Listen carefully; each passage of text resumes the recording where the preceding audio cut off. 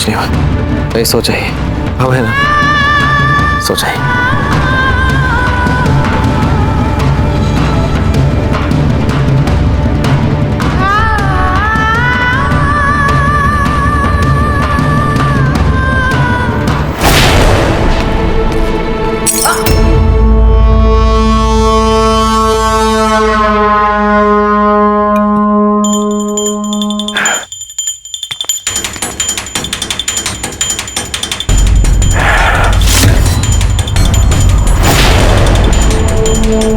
नरकुंभी पाक की आग में चलेगा ये दुष्ट अकबर।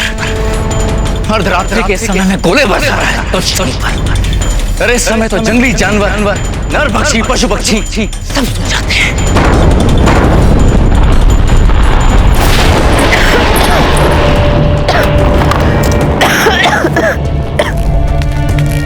क्या हुआ मदलसा जी, आप ठीक तो है ना?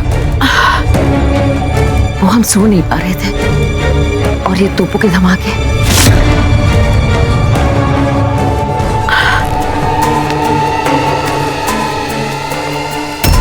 ये मुगल रात भर हमें सोने नहीं देगा।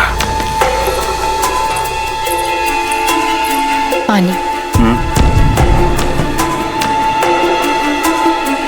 बाहर धूल ही धूल है और अंदर धमाकों के कारण सो नहीं पा रहे हैं। आखिर कब तक चलेगा ये सब?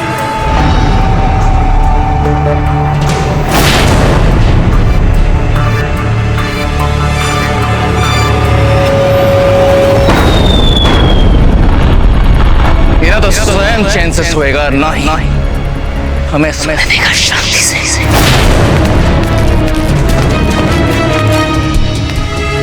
आप ठीक तो हैं? हमें तो आभास हो रहा है कि निरंतर ये कायर मुगल गोले पे गोले बरसाता ही रहेगा। तो इस मुगल ने तो हमारे सुख चैन सब छीन लिए हैं कल्ला जी। निरंतर कब तक हम यूं ही हाथ पे हाथ धरे बैठे रहेंगे?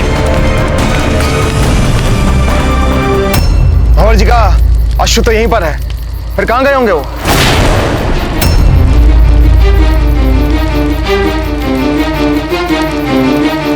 वैसे एक बात कहें आचार्य जी, पिछले कुछ दिनों से हमने भंवर जी को देखा है, उनके मन में कुछ चल रहा है।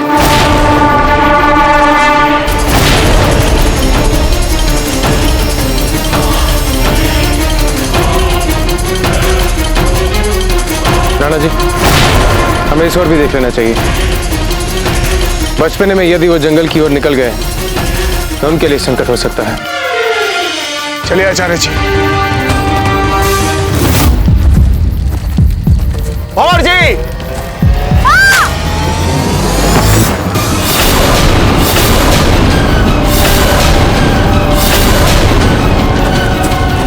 भंवर जी, आप ठीक तो हैं? यहाँ इस पेड़ पे क्या कर रहे थे आप?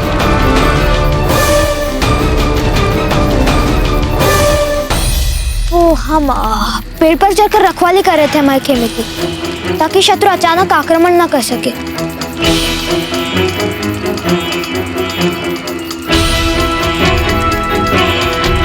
भंवर जी, आपको इसकी चिंता करने की कोई आवश्यकता नहीं है। हमारे जितने भी सैनिक यहाँ पर तैनात हैं, वो सब इस काम में निपुण हैं। इसलिए आप आइए हमारे साथ अपने खेमे में। आपकी दादी माँ बहुत चिंतित है। चलिए आचार्य जी। हमने आपसे झूठ बोला, इसके लिए हम आपसे क्षमा चाहते हैं बड़े दाजीराज। पर हम भी क्या करें, हम अपने दाजीराज के पास जाना चाहते हैं, इसलिए हम कल सुबह फिर प्रयास करेंगे। अब चिंता मत कीजिए रानी माँ, कुंवर जी लौट आएंगे। वीरबाई जी, आप ठीक तो हैं भंवर जी? हमारी रानी भवेना पता नहीं इन बाप बेटों के अलावा कुछ आता भी है नहीं। हमारी रक्षा करने के लिए पेड़ पे चढ़ गए थे, बेचारे पेड़ से गिर गए। आप पेड़ से गिर गए? हाँ, पर हम एकदम ठीक है। चोट आई है आपको? नहीं, हमें कभी चोट नहीं लग सकती, और यदि हमें कभी चोट लग भी गई तो भी हमें पीड़ा नहीं होगी।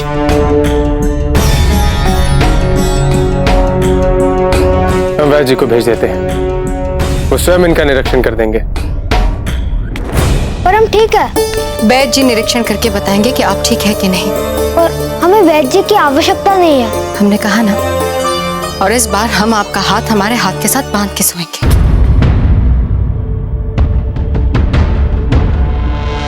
अच्छा नहीं बांधेंगे, पर आप हमारे अच्छे बच्चे हैं ना। हमें अच्छा बच्चा कहने के लिए आपका धन्यवाद। और आज रात आप सोने से पहले आप हमें कहानियां सुनाएंगी ना? अवश्य सुनाएंगे, अवश्य। कुछ तो चल रहा है भंवर जी के मन में, वो क्या है ये हम नहीं जानते।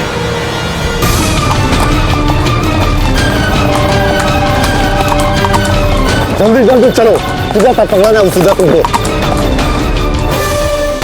जो आपके सबसे बड़े बड़े दादी राज है ना, राणा सांगा, बहुत बड़े शूरवीर थे।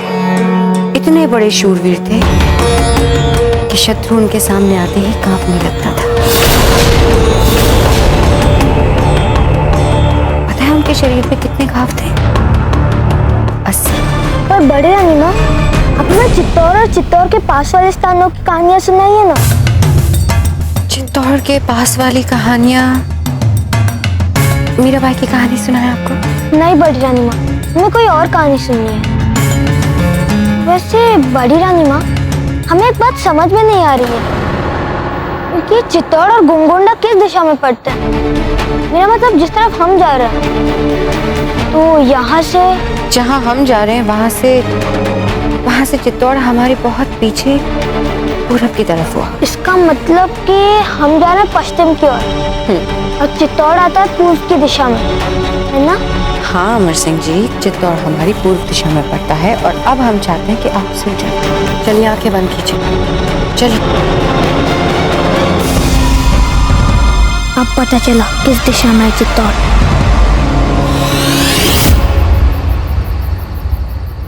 ये सच है कि हम हाथ पर हाथ धरे नहीं बैठ सकते, किंतु इससे बड़ा एक और सार्थक सच ये है कि हम हड़बड़ी में गलत कदम उठाने की मूर्खता भी नहीं करेंगे।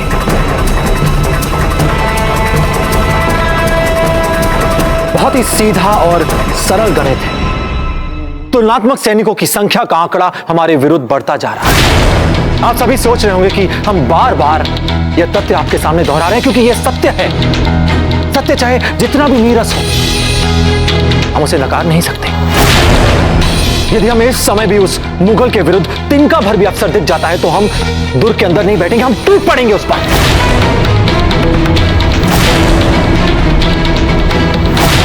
किंतु कोई उपयुक्त अवसर तो आए हमारे सामने। परंतु जिस अवसर की प्रतीक्षा हम कब से कर रहे हैं, जब वो हमारे समक्ष होगा तो उसके लिए हमारी क्या रणनीति है यह अत्यावश्यक है, क्योंकि वो कायर अकबर खेल खेल में कोई बड़ा खिलवाड़ करने की योजना बना चुका है, ऐसा हमारा संदेह है कुंवर प्रताप। जयमल जी, आपने इतने समय धैर्य बांध के रखा है, कुछ देर और सही। हम भी इस समस्या का हल चाहते हैं, तब तक आप सभी कृपया शांति बनाए रखें। कुंवर प्रताप, सच बात तो यह है कि जब वो मुगल हम पर गोले बरसाता है, मुझे ऐसा लगता है कि जैसे वो मुझे युद्ध के लिए ललकार रहा है। प्रतीक्षा करने से कुछ नहीं होने वाला है। कुंवर प्रताप, हम एक काम करते हैं कि अभी के अभी उस मुगल पे आक्रमण कर देते हैं, क्योंकि प्रश्न हमारी मर्यादा, हमारी आन बान और चांद का है। हमें वीरता दिखानी चाहिए, चाहे फिर जीत मिले या हार। किस वीरता की बात कर रहे हैं आप कल्ला? हम बिना सोचे समझे उन पर आक्रमण करते हैं।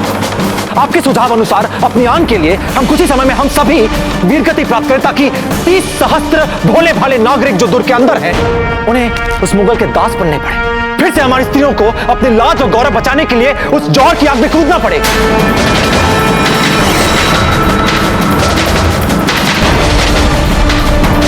कल्ला, भले ही हम हार जाएं, भले ही राजपूत के आन के नाम पर सब कुछ स्वाहा हो जाए, पर हम उस मुगल के व्यर्थ के धमाकों से बौखला के हम उसकी सेना से नहीं भिड़ेंगे।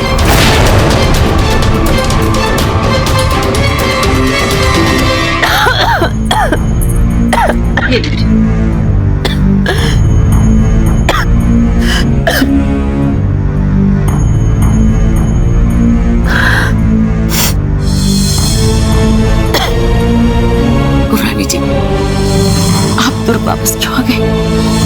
देख रही है ना, दिन बर दिन बिगड़ती जा रही है स्थितियां। आशा की कोई किरण ही नहीं है। अगर आप राणा जी के संग होती तो कम से कम इन स्थितियों से तो बच सकती थी।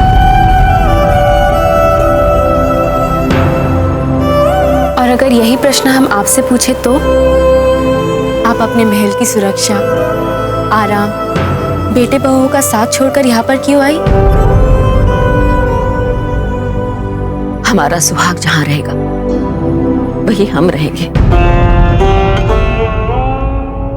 इन कठिन स्थितियों में हम उनको अकेला कैसे छोड़ सकते हैं?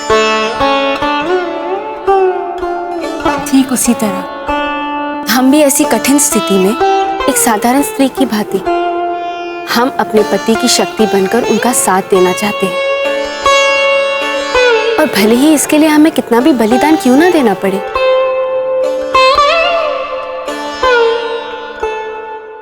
यह हम सबके लिए परीक्षा की घड़ी है।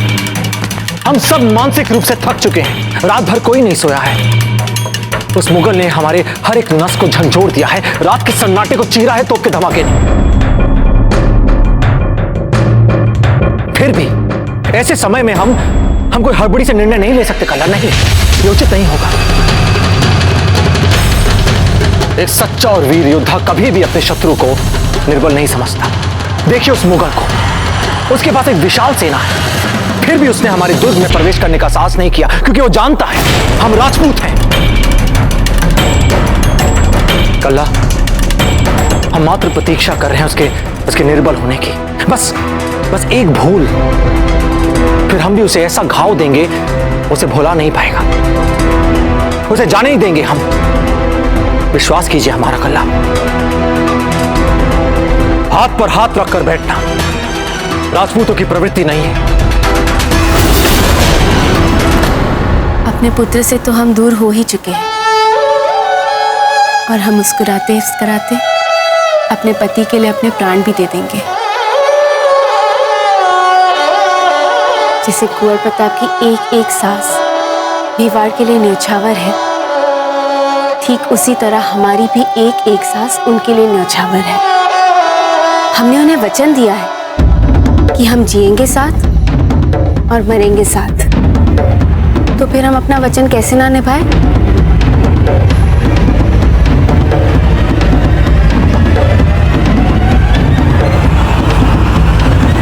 अभी भी इस दुर्ग में 30 सहस्त्र मेवाड़ी नागरिक भोले भाले हमारे भरोसे इसलिए नहीं है कि हम उन्हें उस मुगल के दास बनने के लिए वश करते हैं। आज भी हमारी स्त्रियां हमारा साथ दे रही हैं, इसलिए नहीं कि अपनी झूठी शान के लिए, अपनी झूठी आन के लिए हम उन्हें जौहर की उस अग्निकुंड में ढकेल दें। नहीं कल्ला, हम सबसे निवेदन करते हैं कि धैर्य बनाए रखिए, क्योंकि हम जानते हैं ये समय जो है धैर्य की परीक्षा ले रहा है। कुछ ही क्षणों में देखिएगा वो गोले बरसाना बंद कर दे, क्योंकि वो थक जाएगा बरसाते बरसाते। क्या आप लोगों को कोई स्वर सुनाई दे रहा है? उसने गोले बरसाना बंद कर दिया है, तो मत घबराइए आप।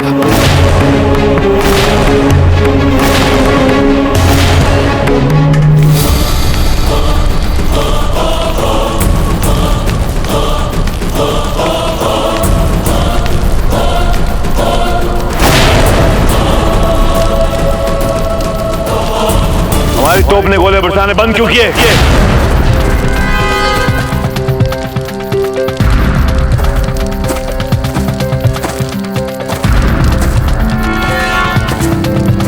गोला डालो। मचाल दो हम।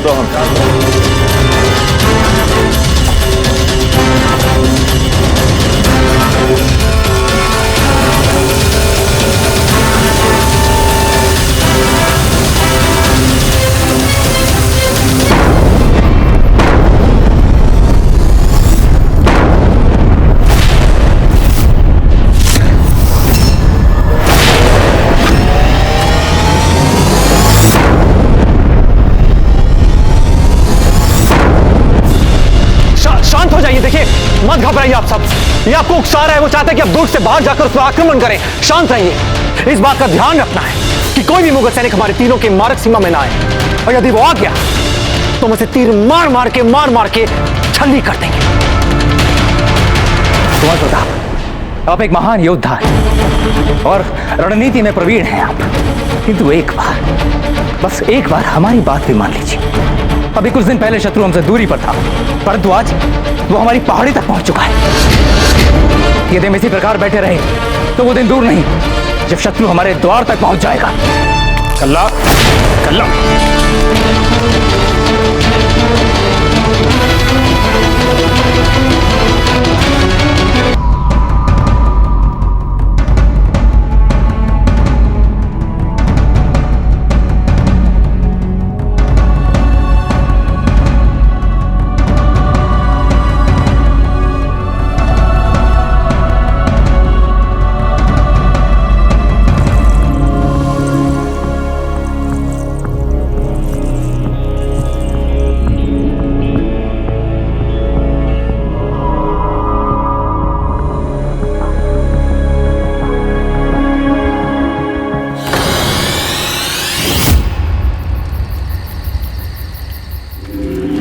बना, क्या इन दागे गोलों का उन किले में बैठे राजपूतों पर असर पड़ रहा होगा?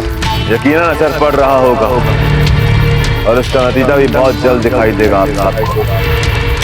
आहिस्ता आहिस्ता इन राजपूतों के हौसलों को तोड़ देंगे हम, बार बार अपनी तोपों से गोले बरसाकर उनके जहनी तवाज़ुन पर असर डालेंगे, उनकी रूह को बेचैन कर देंगे, उनके दिमागी तवाज़ुन को नस्ते नाबूद कर देंगे। और हमें असली खुशी तब मिलेगी जब हमारी तोप के गोले चित्तौड़ के किले की दीवारों को तोड़कर वहां बर्बादी फैलाए। जहां पना ख्वाहिश तो हमारी भी यही है, लेकिन क्या करें, ऐसा हो नहीं सकता, मजबूरी है हमारी। क्योंकि हम अगर अपनी तोपों को और आगे ले जाएंगे तो कोई भी नहीं बचेगा तोप चलाने के लिए।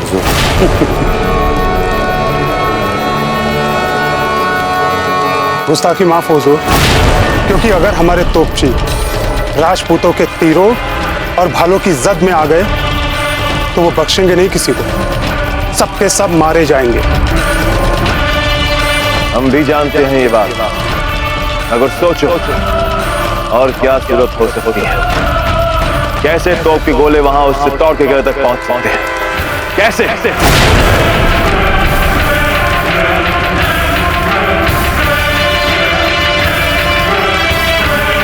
चित्तौड़ के किले का नमूना पेश किया गया।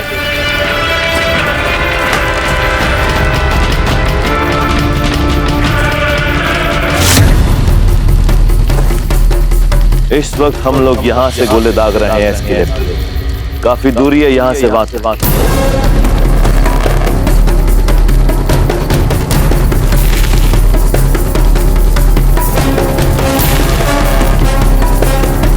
अगर हम रेत का पहाड़ बनाकर इस तोप को उस पहाड़ पर रख गोले छोड़े तो यकीनन गोले उस किले तक पहुंचे। अगर उनके तीर हम तक पहुंच सकते हैं तो हमारे गोले भी जरूर पहुंच। यार बेग, हसन खान और चुगताई खान, शुरू करो ये काम अभी। मिट्टी का एक पहाड़ बनाकर हम अपनी तोपों को उस पर रखकर किले पे वार। बहुत ही बेहतरीन तजवीज़ है ये तो जहां पना। तो फिर लगा दो फौरन तमाम सिपाहियों को इस काम के। गुस्ताखी माफ हो हुजूर, अगर हम अपने सब सिपाहियों को रेत का पहाड़ बनाने में लगा देंगे तो इतनी मशक्कत के बाद वो जंग लड़ने के लायक नहीं रहेंगे। इसके लिए हमें अलग से और मजदूर बुलाने। तो जमा करो फौरन मजदूर। लेकिन हुजूर, यहाँ से 30 कोस तक के सारे गांव वीरान हो चुके हैं, कहीं कोई नहीं है। सारे के सारे मजदूर और गांव वाले इस जंग के डर से गांव छोड़कर भाग चुके हैं। तो 30 कोस के बाहर के गांव से मजदूर बुला, दुगनी कीमत दो, सोना दो, चांदी दो, लेकिन ये काम हर हाल में होना चाहिए। जी हुजूर। बड़े क्यों? इसी वक्त काम पे लग जाओ। जाओ। जी जाओ।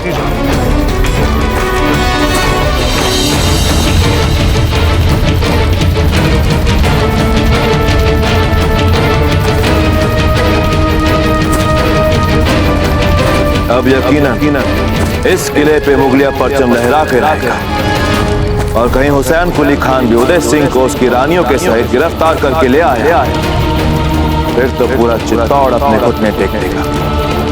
हमारा पूरे हिंदुस्तान का शहंशाह बनने का ख्वाब पूरा होगा और वो भी बहुत जल्द होगा।